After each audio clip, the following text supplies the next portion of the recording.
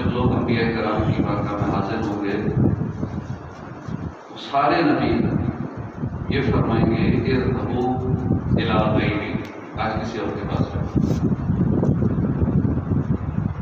لیکن جب لوگ بارگاہ رسالت میں حاضر ہوں گے، پیارے آقا صلی اللہ علیہ وسلم فرمائیں گے انا لہا، اس کام کے لیے، انہی شفاعت کے لیے میں ہی ہوں۔ سبحان اللہ، کہیں گے اور نبی اذهبوا الی غیری، میرے حضور کے لب پر انا لہا، صلو علی الحبیب صلی اللہ تعالی علی محمد صلی اللہ علیہ وآلہ وسلم۔ عبد الواحد بن زید کہتے ہیں کہ ایک دفعہ میں سمندری سفر پر تھا، اچانک تیز ہوائیں چلنے لگی، ان ہواؤں نے ہمیں ایک سنسان جزیرے کی طرف دھکیل دیا۔ جب ہم اس سنسان جزیرے پر اترے تو دیکھا وہاں ایک شخص ہے جو غیر اللہ کی عبادت میں مصروف ہے۔ ہم نے کہا ہم تو ایسے مشرک کو اپنے ساتھ سوار نہیں کریں گے۔ وہ مشرک بولا کہ تم کس کی عبادت کرتے ہو؟ ہم نے کہا اللہ کی۔ بولا اللہ کون ہے؟ ہم نے کہا وہی جس نے عرش آسمانوں سے اوپر اور زمین پر بھی ہے، جس کا عرش آسمانوں سے اوپر اور حکومت زمین پر بھی ہے۔ مشرک نے پوچھا تمہیں کیسے اس کا علم ہوا کہ اس کا عرش آسمانوں سے اوپر ہے، زمین پر اس کی حکومت ہے، کیسے پتہ چلا ان باتوں کو؟ ہم نے کہا کہ اللہ پاک نے ایک رسول بھیجے تھے، انہوں نے معجزات دکھائے اور ان ہی رسول مقبول صلی اللہ علیہ وسلم نے ہمیں اس بات کی خبر دی، اللہ کا تعارف کروایا۔ مشرک بولا پھر تمہارے ان رسول کا کیا ہوا؟ ہم نے کہا کہ جب انہوں نے اللہ کا پیغام ہم تک پہنچا دیا تو اللہ پاک نے انہیں اپنے پاس واپس بلا لیا۔ مشرک بولا کہ ان کی کوئی کتاب دکھاؤ، ان کی کوئی نشانی دکھاؤ، تمہارے پاس کوئی ہے نشانی؟ ہم نے جواب دیا کہ ہاں ہمارے پاس ایک نشانی ہے، ان کی کتاب ہے۔ بولا مجھے وہ کتاب دکھاؤ۔ ہمارے پاس جو قرآن پاک تھا ہم نے اسے دکھایا۔ اس نے دیکھ پا کر کہا کہ مجھے تو یہ پڑھنا نہیں آتا، تو چنانچہ پھر ہم نے اسے قرآن پڑھ کے سنایا۔ اللہ کی شان کیا خوب ہے کہ جیسے جیسے ہم تلاوت کرتے رہتے ہیں اس کے آنسو نکلنا شروع ہو گئے اور مسلسل اس کے آنسو بہتے رہے۔ یعنی قرآن مجید کے مقدس الفاظ تاثیر کا تیر بن کر اس کے دل میں پیوست ہوتے رہے، اور آخر وہ شخص جو روتا جا رہا تھا، تلاوت سنتا جا رہا تھا، روتا جا رہا تھا، وہ بولا کہ یہ کس ہستی کا کلام ہے کہ جس ہستی کا یہ کلام ہے تو حق بنتا ہے کہ پھر اس کی فرما برداری کی جائے، اس کی نافرمانی نہ کی جائے۔ یہ کہہ کر اس مشرک نے کلمہ پڑھا اور مسلمان ہو گیا۔ ہم نے اسے بھی اپنے ساتھ جہاز میں سوار کر لیا۔ راستے میں ہم نے اسے قرآن کریم کی ایک سورت بھی سکھا دی۔ جب رات ہوئی تو ہم سب اپنے بستروں کی طرف پڑ گئے۔ وہ نو مسلم بولا اے قوم، وہ خدا جس کی تم نے مجھے پہچان کروائی ہے کہ وہ خدا ایسا ایسا ہے، تو کیا وہ خدا سوتا بھی ہے؟ ہم نے کہا نہیں، وہ تو نہیں سوتا، وہ تو حی و قیوم ہے، نہ اسے نیند آتی ہے نہ اس خدا کو اونگ آتی ہے۔ یہ سن کر اس نو مسلم نے کہا کہ یہ بے ادبی ہے کہ بندہ اپنے مالک کے سامنے سو رہا ہو، مالک جاگ رہا ہو، بندہ سو رہا، بندے کی ضرورت۔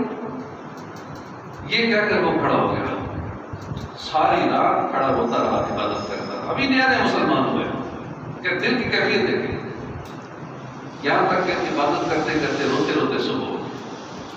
عبد الواحد بن زید فرماتے ہیں کہ ہم جب عبادات نامی شہر میں پہنچے تو ہم دوستوں نے مل کر کچھ رقم جمع کی اور اس نو مسلم کو دے دی۔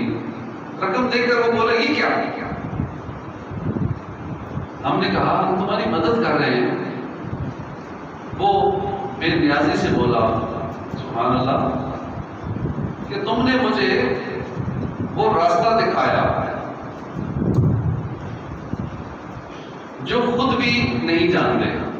مجھے وہ راستہ دکھایا تم نے جس کا خود تمہیں پتہ نہیں تھا. بھلا جب میں جزیرے پر تھا، میں غیر اللہ کی عبادت کیا کرتا تھا، تو اللہ پاک نے اس وقت مجھے بھوکا نہیں رکھا. اب تو میں اس اللہ کو مانتا ہوں، اب تو میں کلمہ پڑھ چکا، مسلمان ہو چکا ہوں. اب وہ رب مجھے کیسے ضائع فرما دے گا جب میں نافرمان تھا، اس سنسان جزیرے پر تھا، وہاں پہ جب اس رب نے رزق دیا کہ اب نہیں دے گا. یہ کہہ کر اس نے ہم سے کوئی مالی مدد نہیں دی، وہ چلا گیا، ہم سے جدا ہو گیا. کافی عرصے کے بعد مجھے اس کی خبر ملی کہ وہ نو مسلم نزا کی حالت میں ہی روح نکلنے والی اس کی. میں جلدی سے اس کے پاس پہنچا، سلام کیا، پوچھا کوئی حاجت ہے؟ بولا وہ رب کائنات جسے میں پہچانتا بھی نہیں تھا، اس نے تمہیں جزیرے پر بھیج کر میری حاجت تروائی فرمائی، میری حاجت پوری فرما دی تھی، اب کوئی حاجت نہیں. یعنی اس رب کریم نے مجھے ایمان کی دولت عطا فرما دی، میری حاجت پوری فرما دی، میرا اتنا بڑا مسئلہ حل فرما دیا، اب کیا مجھے حاجت ہے؟ فرماتے کہ اس کے بعد تھوڑی ہی دیر میں اس نو مسلم کی روح پرواز کرے اور وہ رب کے حضور حاضر ہو گئے. اس کی تجہیز و تدفین ہم نے کی، جنازہ پڑھا، دفن کر دیا. رات کو میں نے خواب میں دیکھا کہ خوبصورت گنبد ہے، اس کے نیچے پیارا سا تخت بچھا ہوا ہے، تخت پر ایک انتہائی خوبصورت حور بیٹھی ہے، اور وہ نو مسلم بہت اچھی حالت میں حور کے قریب بیٹھا ہوا ہے. حور اسے بار بار کہہ رہی ہے سلام علیکم بما صبرتم فنعم عقبی الدار، تم پر سلامتی ہو کیونکہ تم نے صبر کیا تو آخرت کا اچھا انجام کیا ہی خوب ہے. سبحان اللہ، کیا شان ہے رب رحمان جس پر اللہ رحم فرمائے. کیا اس کے بارے نیارے ہو جاتے ہیں، جس پر رب کریم رحم فرما دے اس کے بارے ہی نیارے ہو جاتے ہیں. ہم الحمدللہ مسلمان ہیں، ہم اہل ایمان ہیں. آئیے اللہ تعالیٰ اس کی پہلے بہت کا ہم شکریہ ادا کرتے ہیں کہ دولت ایمان عطا کی، اپنے دامن میں لیا، کفر سے ہم بے نماؤں کو بچایا. شکریہ. شیطان ہر گھڑی ایمان کی ہے گھات میں، تم نے تھاما جب کبھی میں ڈگمگایا. شکریہ. منہ لگاتا تھا کہا دنیا میں کوئی بھی مجھے ایسے ناکارہ نکمے کو نبھایا. شکریہ. خاتمہ بالخیر ہو میرا مدینے میں، اگر بال بال اٹھے پکار اپنا خدایا. شکریہ.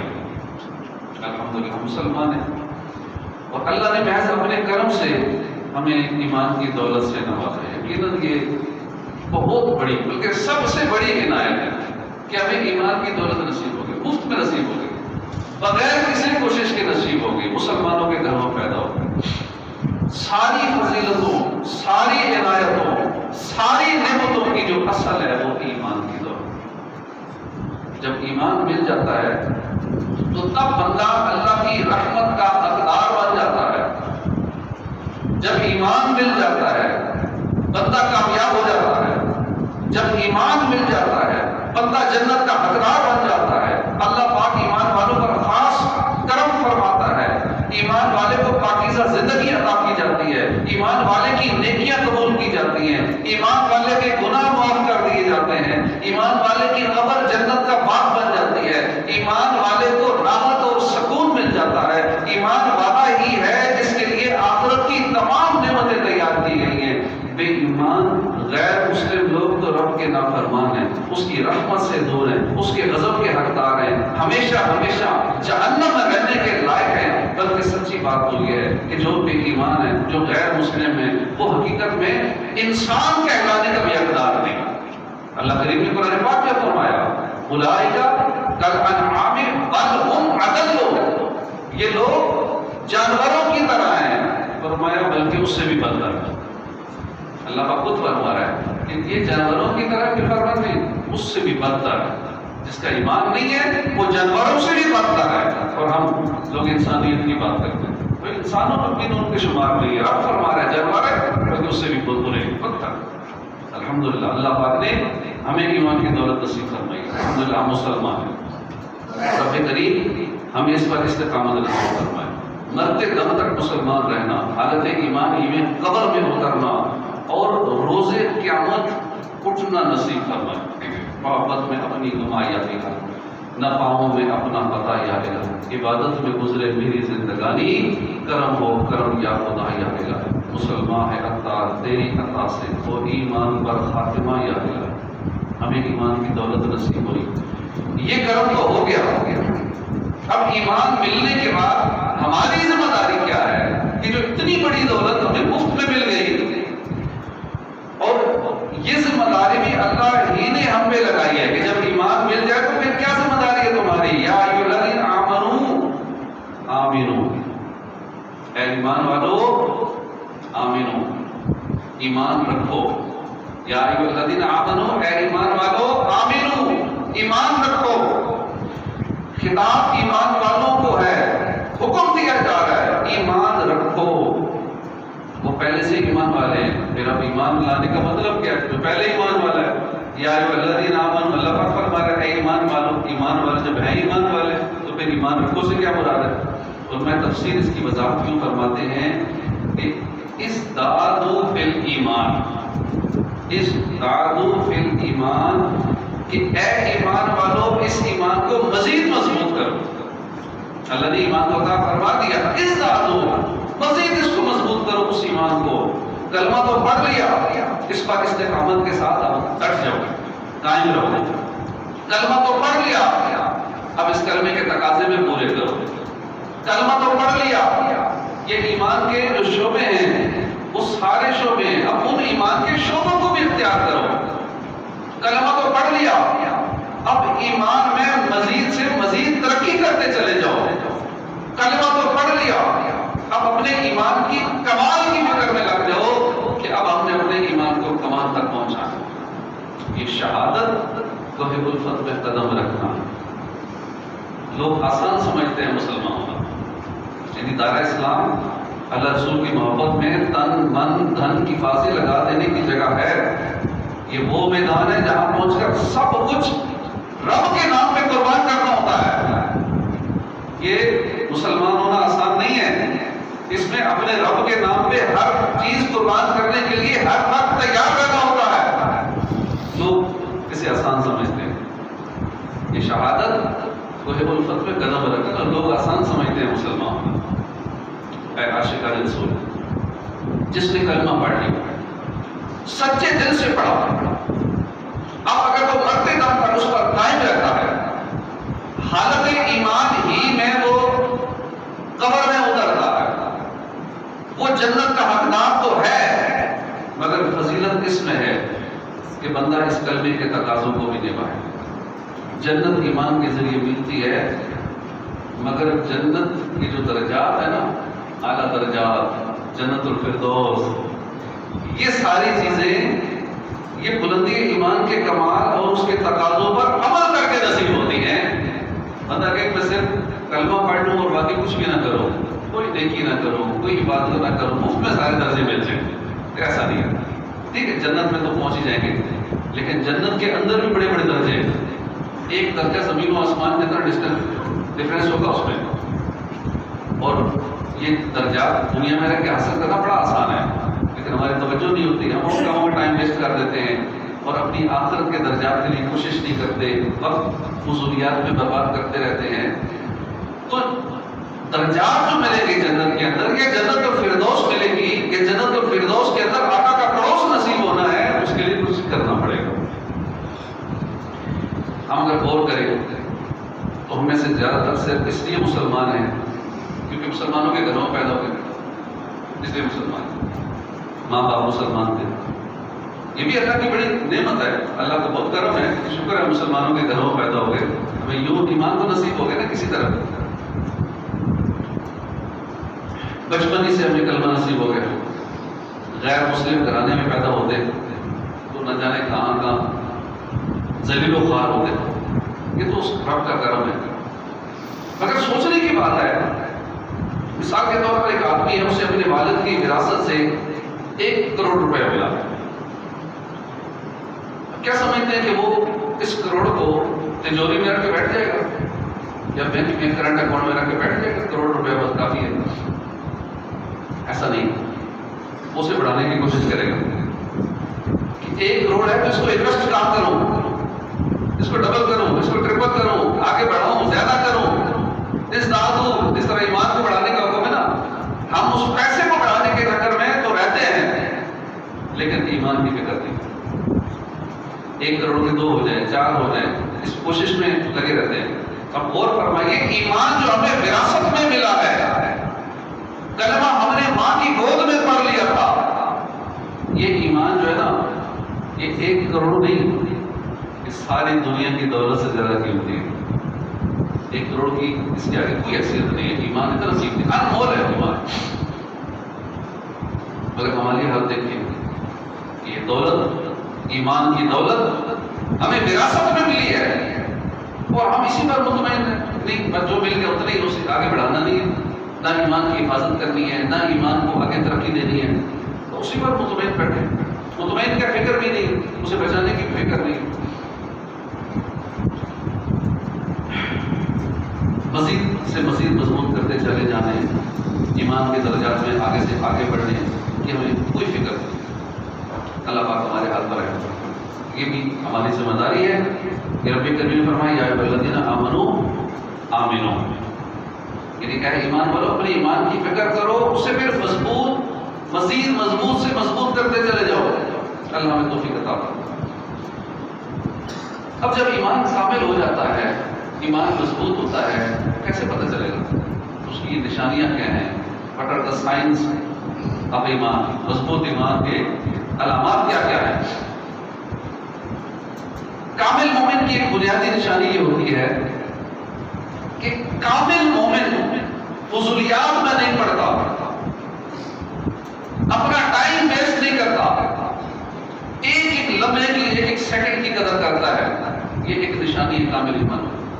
वल्लज़ीना हुम अनिल लग़्वी मुअरिदून, और जो फुजूल बात से मुंह फेरने वाले हैं, यानी कामयाब मोमिन वो होता है जो हर फुजूल और बातिल चीज से दूर रहता है। जहां भी देखता है कि वेस्टेज ऑफ टाइम हो रही है, वहां से बचता है, अपना टाइम बचाता है, वक्त बचाता है। लेकिन जो कामिल ईमान वाला नहीं होता, वो टाइम ज़ाया करता है। ये कामिल मोमिन की निशानी है कि कामिल मोमिन वक्त का कदरदान होता है, अपने वक्त को फुजूलियात में वेस्ट नहीं करता, नहीं गवाता। क्योंकि जो ईमान वाला होता है वो जानता है कि मुझे जिंदगी एक ही बार मिली है, इस जिंदगी को फजूल में जाया नहीं करना, फजूल में नहीं दी गई जिंदगी, मुझे मरना है, मुझे क़यामत वाले दिन उठना है, मुझे अपने रब के हुजूर हाजिर होना है। अपनी जिंदगी के एक एक लम्हे का, एक एक सेकंड का, एक एक नेमत का, एक एक जर्रे का मुझे हिसाब देना। क्योंकि वो रब के हुजूर हाजिरी से करता है, क्योंकि वो क़यामत के हिसाब की फिक्र में लगा रहता है, क्योंकि वो अपनी जिंदगी के एक एक लम्हे का खुद जिम्मेदार है, लिहाजा वो अपने वक्त को फजूलियात में बर्बाद नहीं करता, अपने वक्त की कदर करता है।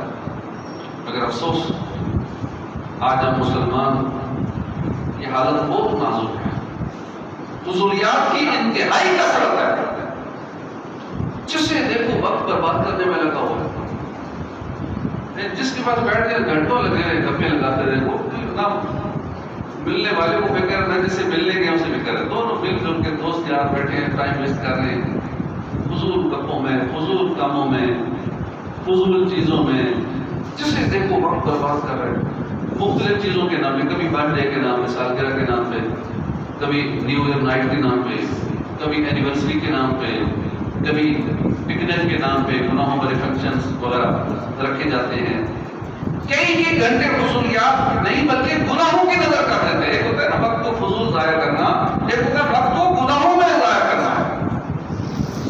यकीनन कि सालगिरह करना कोई बुरा काम नहीं है, गुनाह का काम नहीं है, मगर हमारे यहाँ जो इसका अंदाज है ना, इसमें जो फजूल खर्चियाँ, गुनाहों भरे काम, गुनाहों भरे मामलात किए जाते हैं, ये दुरुस्त नहीं। आज मुसलमानों का मकसद हयात बस यही रह गया, खाओ पियो जान बनाओ। دوستوں کی بیٹھتے ہیں، ہوٹلنگ کی کثرت ہے، کئی گھنٹے کئی راتیں ایسے گزر جاتی ہیں فضول گپیوں میں، اور پھر رہی کہ صحیح کثر جو موبائل نے پوری کرتی ہے، سوشل میڈیا، بس انگلی انگوٹھا چلتا رہتا ہے، سکرولنگ ہوتی رہتی ہے، کئی گھنٹے ایک پلیٹ فارم پہ گزر جاتے ہیں۔ ایک وقت تھا کہ جب بچے اپنے والدین سے چھپ کر کے ویڈیو گیمز دیکھنے جاتے تھے، اور پھر وہاں بھی ویڈیو گیمز خریدتے تھے کہ دکان والا کہ میرے گھر والوں کو نہ بتا دے، والدین سے ڈرتے تھے۔ لیکن اب تو یہ ساری چیزیں گھر پہ موجود ہیں۔ ویڈیو گیمز کی دکانیں میرے خیال آپ کو نہیں نظر آئیں گی، ٹوٹلی ختم ہو چکی ہیں۔ پہلے آپ کو جگہ جگہ ویڈیو گیمز کی دکانیں ملتی تھی، یہ فلموں کی دکانیں، وہ کیسٹیں اور وہ چیزیں ملتی ہیں، تو ٹوٹلی ختم ہو چکی ہے، کیونکہ ہر چیز گھر میں آ چکی ہے۔ تمام گناہوں کے آلات گھر میں موجود ہیں، ہر ایک کے پاس موبائل موجود ہے، نیٹ موجود ہے، دنیا بھر کی جو بے حیائی جو چاہے سب کچھ ہاتھ میں موجود ہے، کہیں جانے کی ضرورت نہیں، کہیں چھپنے چھپانے کی ضرورت نہیں، سارے اسی میں لگے ہوئے، والدین بھی لگے ہوئے، بچے بھی لگے ہوئے، سب لگے ہوئے۔ عجیب و غریب حالات، کیا والدین خود بچوں کو ویڈیو گیمز لا کر دیتے ہیں، بلکہ خود بھی کھیلتے ہیں۔ عجیب و غریب قسم کے اخلاقی بگاڑ والی گیمز آ چکی ہیں، ایسی گیمز ہیں کہ جس میں لوگ سورس آف انکم بنایا ہوا ہے۔ ہمارے بہت سارے لاکھوں نوجوان ہیں کہ جنہوں نے گیمز کے ذریعے ارننگ کر لی، اتنا پیسہ آ رہا ہے، یہ بیٹ لگائی اتنا آ گیا، اتنا لگایا اتنا آ گیا، جوا ہے یہ۔ بہت ساری گیمز کے ذریعے جو ارننگ کر رہے ہیں ہمارے بچے اور نوجوان، اس میں لگے ہوئے ہیں، آج 10 کما لیا، آج 50,000 کما لیا، آج میں نے 1 لاکھ کما لیا، آج 4 لاکھ چلا گیا، اگلے دن چلو جب ابھی 5 لاکھ پھر آ گیا، اگلے دن 10 لاکھ بھی چلا گیا۔ اب ان کاموں میں لگے ہوئے والدین سمجھتے ہیں بچہ بڑا آن لائن کمائی کر رہا ہے، ہمارا بچہ بڑا ارننگ کر رہا ہے، بڑی محنت کر رہا ہے، لگتا ہے بڑی ترقی کرے گا، وہ حرام کا کام کر رہا ہے، حرام کمائی گھر میں لا کے دے رہا ہے۔ پہلے یہ دیکھیں بچہ اگر ارننگ کر رہا ہے وہ حلال بھی ہے یا نہیں، سب سے پہلے یہ دیکھیں، ہم کہتے ہیں بس مال آنا چاہیے جیسے آنا چاہیے، بچہ کما رہا ہے تو بس خوش ہو جاتے ہیں اسی پہ۔ تو اس میں بہت سارے جوئے والی آمدنی ہوتی ہے، اور اس کے علاوہ اور بھی بہت سارے کچھ معاملات ہوتے ہیں جس کی وجہ سے وہ چیز ناجائز ہوتی ہے۔ یہ حلال طریقے بھی تو ہے نا، اگر on line he another earning کرنی ہے تو بے شمار حلال طریقے ہیں، کیوں اس میں سے چن کے حرام طریقے ہم اختیار کرتے ہیں؟ کیونکہ رزق حلال کھائیں گے تو عبادت قبول ہوگی، دعائیں قبول ہوگی اور جنت کے حقدار بنیں گے۔ اگر خود حرام کھائیں گے، بچوں کو حرام کھلائیں گے، جہنم کی آگ کے حقدار بنیں گے، اپنا سکون برباد کریں گے، ہر وقت بے چینی رہے گی۔ اس لیے حلال تھوڑا ہو اس حلال میں برکت ہوتی ہے، حرام کا زیادہ بھی ہوگا تو بے سکونی رہے گی، کچھ نہیں بچے گا، اولاد نافرمان رہے گی، بیماریوں پہ نکل جائے گا سارا، فضولیات میں پیسہ ضائع ہو جائے گا، لیکن بالکل دنیا میں کچھ نہ بھی ہوا، آخرت کی سزا تو ہے نا، ایک ایک روپے کا ایک ایک پیسے کا حساب ہونا ہے۔ اس لیے فضولیات میں لگے ہوئے ہیں بچے بھی، والدین بھی، فیس بک پہ، یوٹیوب پہ بس پوسٹیں دیکھ رہے ہیں، ریلز دیکھ رہے ہیں، سٹوریز دیکھ رہے ہیں، ویڈیوز دیکھنے میں لگے ہوئے ہیں، فضول سکرولنگ کرتے جا رہے ہیں، کچھ کرتے جا رہے ہیں، فضول سکرولنگ کرتے کئی گھنٹے فضولیات کی نظر ہوتی ہے، راتیں گزر جاتی ہیں، نیند پوری نہیں ہوتی، جس کی وجہ سے ان کی ہیلتھ خراب ہوتی ہے، اپنی صحت برباد کرتے ہیں، اپنی آئی سائٹ بھی کرتے ہیں، اور کتنے بہت سارے معاملات جو سائیڈ ایفیکٹس ہیں ان چیزوں کے، کہ کئی گھنٹے تک ہمارا جو سکرین ٹائم ہے 6-7 گھنٹے تو نارمل ایک بندے کا سکرین ٹائم ہو چکا ہے، حالانکہ جس بندے کا 2-2.5 گھنٹے میں سکرین ٹائم ہونا، اس کو ایسی بیماریاں لگ جاتی ہیں کہ جن میں بھولنے کی بیماری، فوکس خراب ہو جانا، کہ کسی کام پہ بندہ وہ فوکس نہیں کر پاتا، بہت ساری ڈسٹریکشنز آ جاتی ہیں اس کو، اور اس کے علاوہ بہت ساری بیماریاں، اس کی نیند خراب ہو جائے گی، اور کافی سارے سائیڈ ایفیکٹ ہیں سکرین ٹائمنگ جس کی زیادہ ہوتی ہے۔ تو اس طرح فضولیات میں ہم نیند خراب کرتے ہیں، صحت برباد کرتے ہیں، وقت برباد کرتے ہیں، ہمارے کام ادھورے رہ جاتے ہیں، ہر کام انکمپلیٹ رہتا ہے، وجہ کیا؟ ہم فضولیات میں اپنے وقت کو برباد کرتے ہیں۔ زمانے کے انداز بدل گئے، نیا راگ ہے، ساز بدل گئے، حقیقت خرافات میں کھو گئی، یہ امت روایات میں کھو گئی، مجھے عشق کی آگ اندھیر ہے، مسلمان نہیں خاک کا ڈھیر ہے۔ یقین مانیے فضولیات میں پڑھنا، وقت برباد کرنا، یہ مسلمان کی شان نہیں ہے۔ ایک سچے مسلمان کی جو زندگی ہے نا، اس میں فراغت نام کی چیز ہی نہیں ہے، لیکن مسلمان یہ نہیں کہہ سکتا میں فارغ ہوں، فارغ ہو ہی نہیں سکتا مسلمان کے پاس ٹائم اتنا شارٹ ہے، جس کو آخرت کی فکر ہے کہ میں نے مرنا ہے، رب کے حضور حاضر ہونا ہے، میرے جنت میں محلات بھی مجھے چاہیے، جنت کے پلاٹ بھی چاہیے، جنت کی نعمتیں بھی چاہیے، جنت کے فردوس چاہیے، آقا کا پڑوس چاہیے، قبر کو جنت کا باغ بنانا ہے، پولیس صراط کو بھی پار کرنا ہے، جنت میں درخت بھی لگوانے ہیں، جس کو اتنے سارے کام ہیں، پولیس صراط پار کرنا ہے، اپنا میزان پر نیکیوں کا پلڑا بھاری کرنا ہے، اپنے نیکیاں بڑھانی ہے، گناہوں کو معاف کروانا ہے، نامہ اعمال سے مکمل گناہ پرماننٹ ڈیلیٹ کروانے ہیں کہ دوبارہ ریکور نہ ہو، ایسی ڈیلیٹ ہو، ایسی سچی توبہ ہو۔ جب اتنی ساری فکریں ہوں ایک مسلمان کو تو وہ وقت برباد کیسے کرے گا؟ فَإِذَا فَرَغْتَ فَانْصَبْ، تو جب تو فارغ ہو تو پھر خوب کوشش کر۔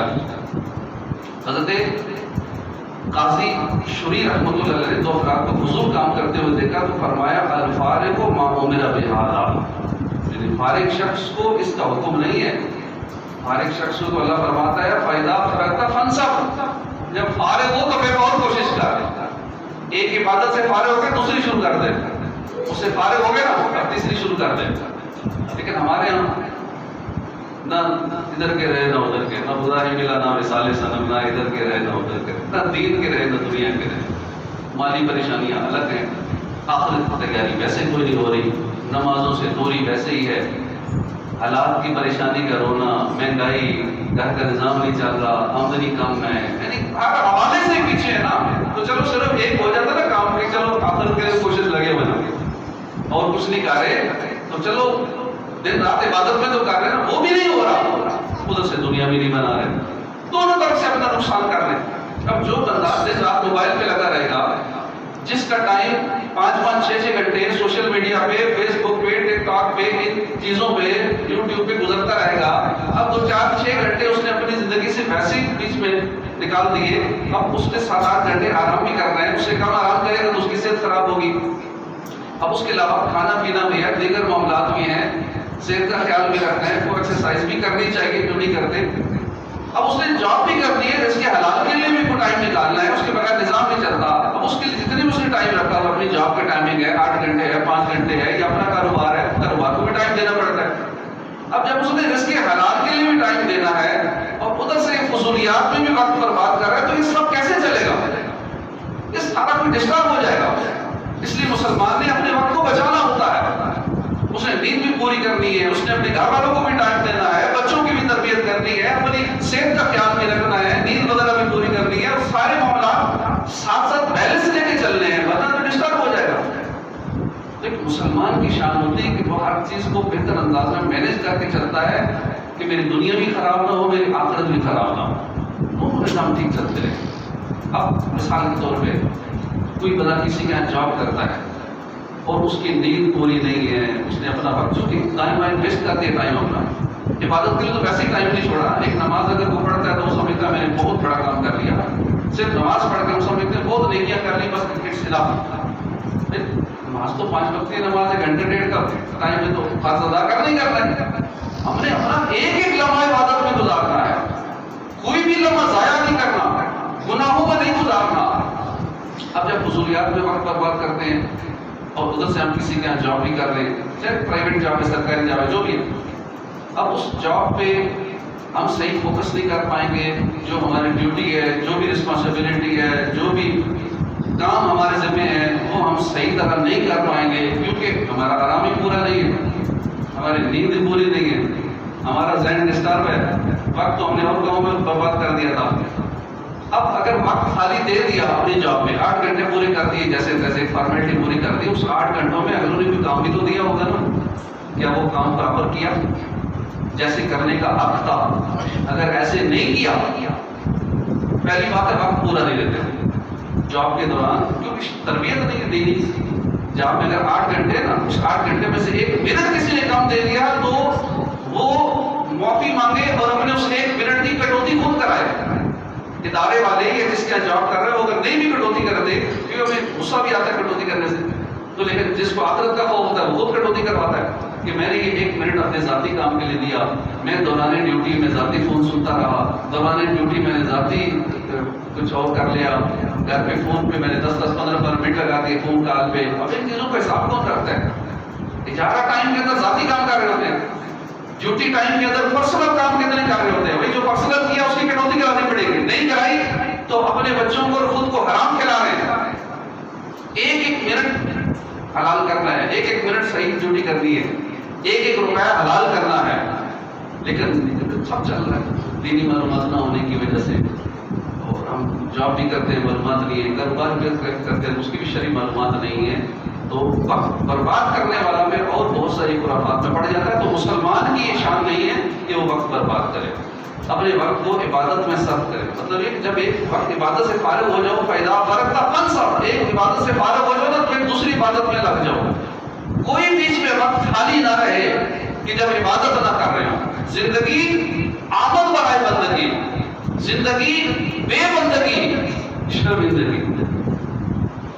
ایک مرتبہ حضرت معاویہ بن خدیج مسلمانوں کے دوسرے خلیفہ سیدنا فاروق اعظم کی بارگاہ میں حاضر ہوئے. فاروق اعظم مسجد میں لیٹے ہوئے تھے. یہ دیکھ کر آپ نے کہا کہ امیر المومنین سو رہے ہیں. جیسے ہی فاروق اعظم نے یہ سنا فوراً اٹھ گئے. میں معاویہ تم نے بھی کیا کہا؟ عرض کیا کہ میں نے کہا کہ امیر المومنین سو رہے ہیں. فرمایا کہ میں دن کو سو جاؤں تو رعایا کو برباد کر دوں گا، اگر میں رات کو سو جاؤں تو میں اپنی آخرت برباد کر دوں گا. رات کو سو جاؤں میں عبادت کیسے کروں گا، اپنی آخرت کیسے سنبھالوں گا.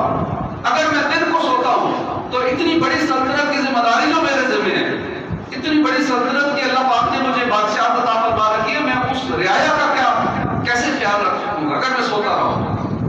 اس لیے نہ دن کو سو سکتا ہوں نہ رات کو سو سکتا ہوں. اس وقت ہم اپنے حکمرانوں کا حال دیکھ لیتے ہیں، موج مستی چل رہی اور امن کے پیسے دے عیشی چل رہی. دل لاہو میں کھونا تجھے، شب صبح تک سونا تجھے.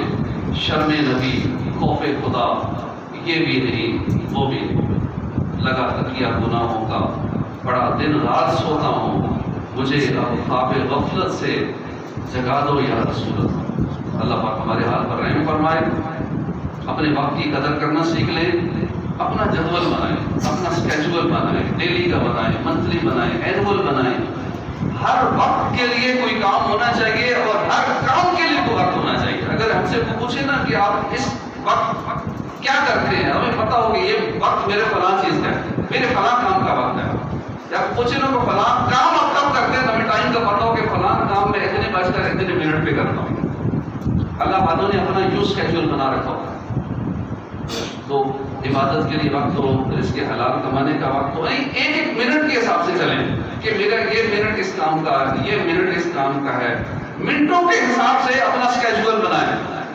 وقت کی تقسیم کاری کریں، اس میں عبادات رکھیں، تلاوت رکھیں، رزق حلال کا وقت رکھیں، جو بھی ہمیں ضرورت ہے سیکھنے سکھانے کا وقت رکھیں. تو اس طرح یہ کامل مومن کی ایک نشانی جو ہم نے سنی ہے. کچھ اور بھی نشانی ہے کہ کامل جو مومن ہوتا ہے نمازوں کی حفاظت کرنے والا ہوتا ہے. کامل مومن جو ہوتا ہے وہ با اخلاق ہوتا ہے. اس طرح انشاءاللہ اللہ پاک ہمیں کامل مومن بنائے. پھر انشاءاللہ مزید اس کے بارے میں سنتے رہیں گے. اللہ توفیق عطا فرمائے عمل کی. آمین بجاہ نبی الامین صلی اللہ تعالی علیہ وسلم.